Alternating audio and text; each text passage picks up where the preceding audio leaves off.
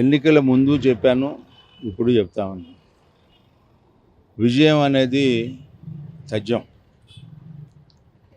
ఎందుకంటే ఈ రోజున ఈ ప్రభుత్వం మంచి ప్రభుత్వం, పనిచేసే ప్రభుత్వం, ప్రజాప్రభుత్వం.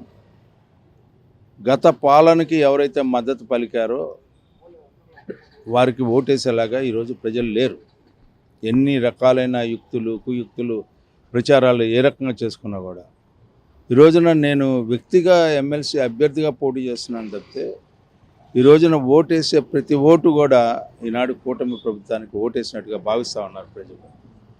ఎందుకంటే ఈ కూటమి నాయకత్వమే ఈ రోజున అమరావతి రాజధాని తీసుకురాగలదు, అదేవిధంగా పోలవరం ప్రాజెక్టుని కట్టగలదు, పారిపోయిన పరిశ్రమలు తీసుకొచ్చుకొని ఈనాటి నిరుద్యోగ యువత ఎవరైతే ఉన్నారో వారందరినీ కూడా ఈ రోజున వారికి ఉపాధిని, ఉత్పాదకతని కల్పించుకుంటూ ప్రగతి సాధించుకోగలదు అని చెప్పే నమ్మకం ఈ రోజున ఈ రాష్ట్ర ప్రజలకి ఉంది. మరి ముఖ్యంగా పట్టభద్రులకు ఉంది. పట్టభద్రుల్లో కూడా నిరుద్యోగ యువత, రైతులు, కార్మికులతో పాటు ఉద్యోగస్తులు కూడా ఉన్నారు.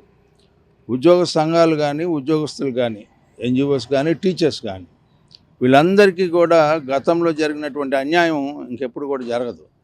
అలాంటి అన్యాయం జరిగినా కూడా ఆ అన్యాయాన్ని కూడా ఈ రోజున న్యాయపరంగా వారికి సహాయం చేయడానికి ఈ ప్రభుత్వం ఉంది అనే నమ్మకం, ఈ ప్రభుత్వం చేయగలదనే సంకల్పం ప్రభుత్వానికి, వారి యొక్క సమస్యలను పరిష్కరించగలిగిన ఏకైక నాయకుడు, కూటమి నాయకత్వం వహిస్తున్నటువంటి నాయకుడు చంద్రబాబు నాయుడు గారు. ఇది చాలా స్పష్టం. అందుకనే ఈ రోజున ప్రగతికి ఓటేద్దాం, అభివృద్ధికి ఓటేద్దామనే భావంతో ఈ రోజున వచ్చి ఓటేస్తున్నారని చెప్పేది నా భావం.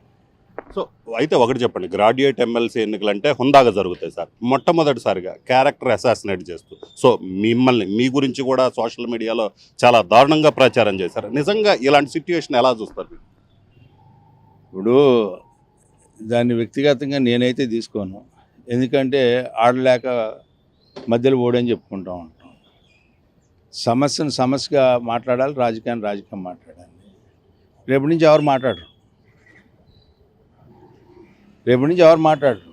నిన్నటిదాకా ఎన్కాష్ చేసుకోవడానికి ప్రయత్నిస్తారు ఇట్లాంటివన్నీ. రేపటి నుంచి మాట్లాడమనండి, ఏది చేయలేరు. అందుకనే ఇట్లాంటి వాటిని ఏదో క్యాష్ చేసుకుందాం అనుకుంటే ప్రజలు నమ్మేలాగా లేరు. ప్రజలు ఏ రకంగా ఎంత మోసపోయారు అనేది ఇప్పుడు వరకు తెలుస్తూ ఉంది. ఇవాళ కొత్తగా ఏంటి తెలుసుకునేది ఏం లేదు నా గురించి. నా తెరిచిన పుస్తకం 40 ఏళ్ళ నుంచి నేను ఇక్కడే పుట్టా, ఇక్కడే పెరిగా. కాబట్టి నా గురించి కొత్తగా చెప్పుకోవాల్సిన అవసరం లేదు.